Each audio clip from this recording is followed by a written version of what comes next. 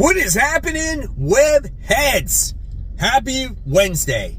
Just got done with my tennis camp and I am now heading to the store. Hopefully I'm able to get everything that I'm looking for. Sometimes when you go later, you miss out on stuff. So hopefully you guys found what you were looking for, and I will see you in a second. Welcome to the Spider Slayers Comic Book Hall, fans, episode 695, the video series where each and every week I share with you what I pick up at the LCS, which is Comic Central. If you guys are ever in the Central Florida area, stop by, tell them Mike Spider Slayer sent you. They'll provide you with great customer service and show you where all the cool comic books are, guys. So yes, here we go. We got the mysterious black bag. Of course, inside are all these comic books. And obviously, there's something else. There's always something else, right? And I wound up getting this week. This Marvel do not open 616 Fantastic Four thing, right? So I don't know what's inside. I guess there's variants and something else, or a pin set or something like this. I pre-opened it, but I don't know what's inside. So we're going to take a look at this right away. We're going to see what's inside this bad boy here. So first things first, here we go. All right, so we got this. Oh, that's kind of cool. So we got this cool little pin set in here. Hopefully I can take it out. Well, at least it's easy to open, so it doesn't take me a whole video to open it, right? So we got this cool little pin set, and it looks like this. So if you're like a pin collector, man, you might like this, right? So it's got 616, Earth's Mightiest Day, and your Fantastic Four characters. So that's really cool.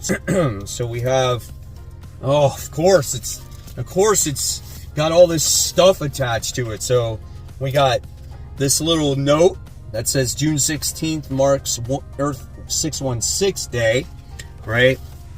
It's got the board to it.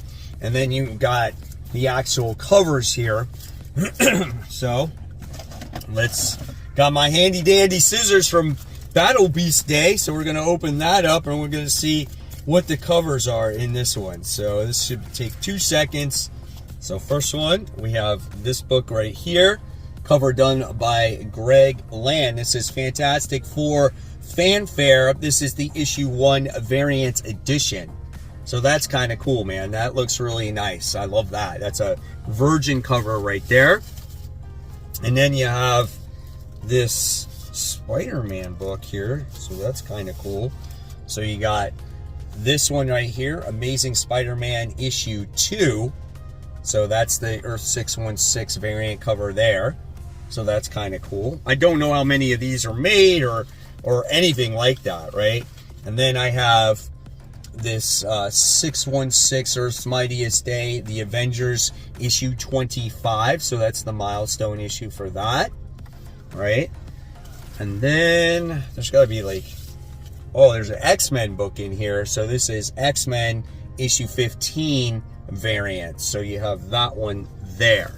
So that's kind of cool. So that's not bad there. I like that. So cool stuff. Don't know how much of a, rare it actually is. It doesn't really say.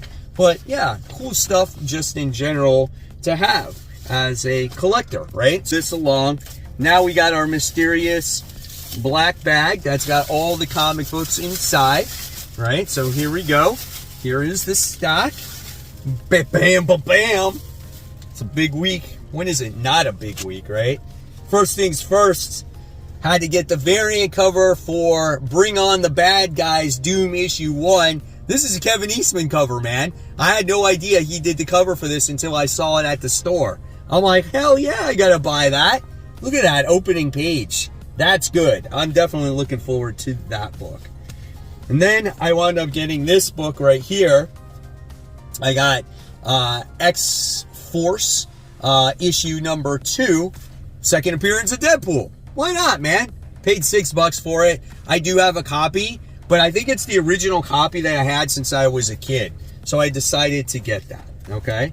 And then I wound up getting Vanishing Point. This is issue 2. So this book, first issue was pretty solid, but when I saw the cover of this second issue and it's like an homage to like the Jetsons, I was like, I had to get this. And this is like a horror story book, right? And this is very much Jetsons inspired. So I was like, oh yeah, I gotta pick this up, and it's probably gonna be a little bit darker.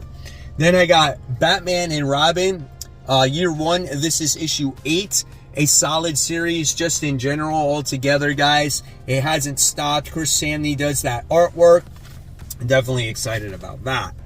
Then we have the Ultimates, issue 13, titled Ultimates 3.0, as we get together the newest team, right? And hopefully they're all going to work together here. And you definitely know by now who the traitor is amongst the group. So definitely looking forward to that. Then we have the Detective Comics. This is issue 1098. So that's kind of cool. There was only the variant cover left. I guess my shop was shorted about 10 copies of this. So I was actually lucky to get this comic book. So we'll see how it continues to develop with Tom Taylor's run. And then we got Crypto, the last dog of Krypton. This is issue 1. I'm excited to read this because I'm a huge, obviously, animal lover fan. And we got Crypto in the book, so definitely looking forward to it. Brian North writes this comic book. Very cute artwork there. So super excited. Then we have the continuation of Fashion School Serial Killer. This is issue 3. Love this book. Doug Wagner, I think, is the writer of this book, and Daniel Hillier does the artwork. It's just a nice book, and it's, you know, about this woman who creates clothes, right? And listen, she does it by killing people. So you'll have to read the story to understand what's going on in here, but it's really good. And then we have G.I. Joe. Doesn't say the cover in here. G.I. Joe issue something, because I wound up getting the variant cover for this because it's a connecting cover to Transformers that came out last week. So I'm looking forward to this issue of G.I. Joe. We most recently, I think, got Duke and Cobra Commander squared off against each other. And so we get kind of like the ramifications of that. And this book has been starting to cross over with Transformers a little bit more as of late. And I have the main cover somewhere in this pile. And then we have Blood and Thunder issue 2. I was waiting for this book. It's attached to Robert Kirkman, but it is not the writer of this issue. It's Benito Serrano. But yeah, I like this book. It's a woman that has a gun. The gun belonged to her dad, and the gun talks to her. Right? So they have this relationship with each other, and she is a bounty hunter. So that's really awesome too. All right. So before we continue, guys, I just got to give a quick shout out to my webheads out there. If you guys want to join a fun community, join my group called Comic Book Corner 2.0 Webheads Unite. When you guys search for the group, and you got to answer these community questions to get initiated into the group. It's like the rules, right? And once you follow those guidelines and answer those questions, I will accept you into the group, and we have a wonderful community where it's absolutely for free. It's almost 2,700 members strong, and you talk about anything with comics within good taste, of course. And again, we have a good time in there. So hopefully you guys will join Comic Book Corner 2.0 Webheads Unite. All right. Speaking of turtles, I told you last week my shop didn't have this book. Here we go. We got it. Teenage Mutant Ninja Turtles issue 9. I heard this book was really good last week, so I'm excited to dive into it. Definitely looking forward to some turtle action. All right. And then we got X-Men issue 18. Got the variant cover. This is an absolutely sick cover. I could see this being a tattoo on someone's arm. Am I right? Like, come on, dude. Forget about the story. The cover in itself is great. And it looks like we got the X-Men doing more battle against, like, the 3K X-Men led by Cassandra Nova. Artwork's good. There's decent action in there, but I just feel like it just kind of lacks a little bit of, like, story progression. Now, do you agree, disagree? Let me know in the comments section below. Then we have this very low-key book. This is West Coast Avengers issue 8. I really don't know who is really reading it, except a few people out there. But I like it. I think it's a pretty decent book. I like the roster in here, and I like how it does do some character work, and it highlights certain characters in here.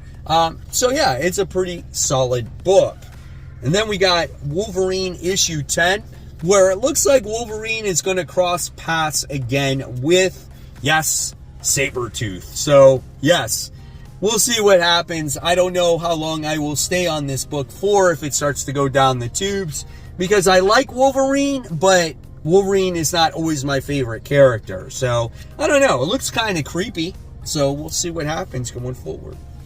A book that I've stayed with since it started is Moon Knight Fist of Khonshu. This is issue 9, as he is doing battle against this Achilles Fairchild character, which has been really entertaining. Lots of fighting action and stuff like that.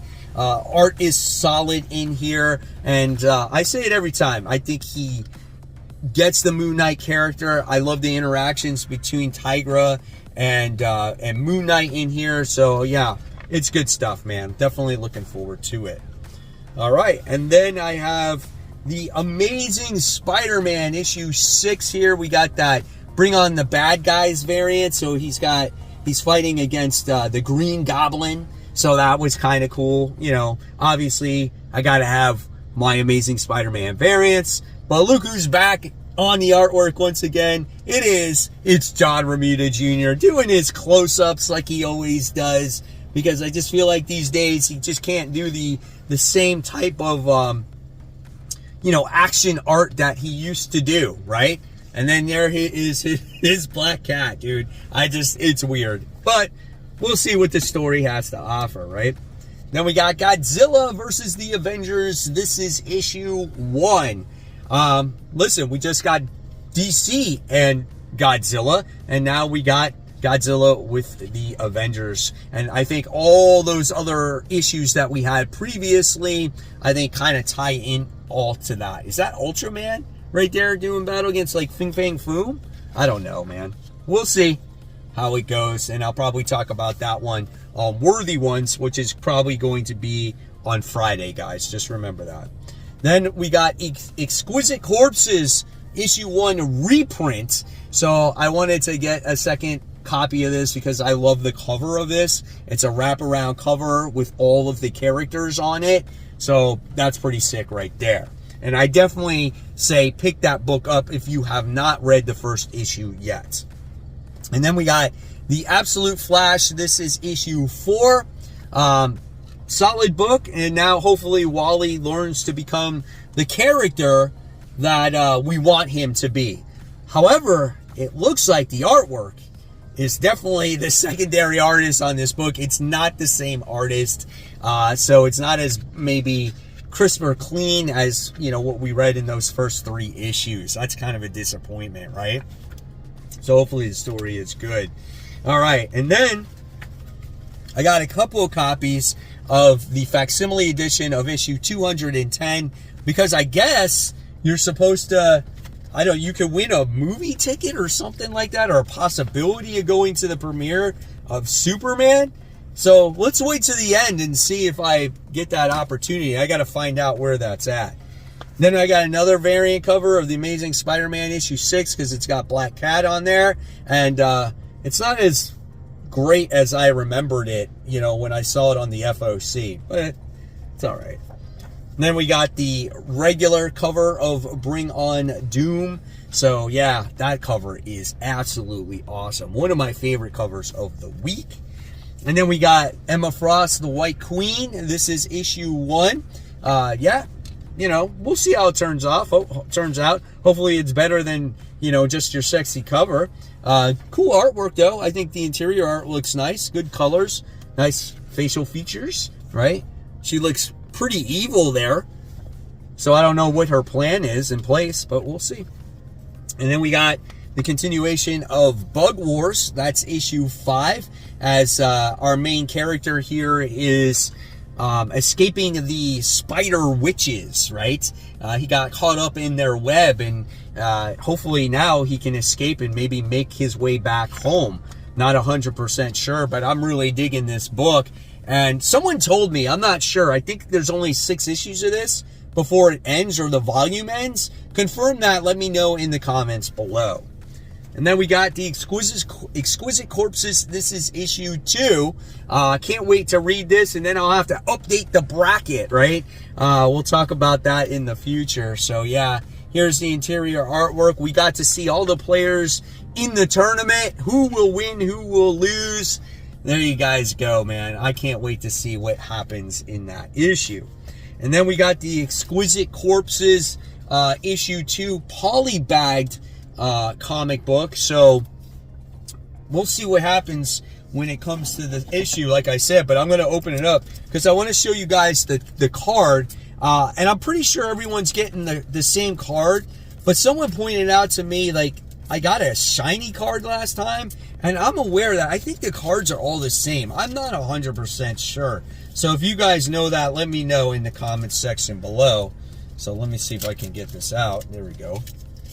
So this is just a cardboard sleeve, right? And then this is what shows the card. So here is the card. Okay, so this time around, this one is obviously, this one has Pretty Boy in there. And my last card had the, was it the Gunsman or something like that? Or the guy with the hammer? I don't remember. I think it was the Gunman guy. And it was shiny, like it had shiny elements to it. And this is just a plain card. So yeah, that's kind of cool though. And that's the way it looks. So, okay, so now you got an idea of what this card looks like in here. So, and I'm pretty sure everyone gets the Pretty Boy, but maybe there's like shinies or variants of the card. So there is that. All right. And then we have, there it is, G.I. Joe. We got issue 8, that main cover. So like I said, and we got the second issue to Gwenpool. Nice looking cover right there. First issue was all right. I mean, tell me, am I right? I mean, it was such a quick read. It took me like 2 minutes to read the first issue. And I'm curious to see if it's going to be another quick read. It looks like that. Not a lot of dialogue. So if you're looking for action and maybe just for visual storytelling, yeah, that could be definitely for you. And then we got the continuation of I Heart Skull Crusher. I'm continuing with this book, reading it kind of on my own, and just one of those things where it doesn't come out every month. And so once the story is done, then I'll read it all together. So, but it is a great book. And then we got the second issue of Battle Beast. I read this issue already because I got that foil variant in the blind bag. But guys, this book is absolutely sick. I'm telling you now that this is probably one of my favorite stories of the week.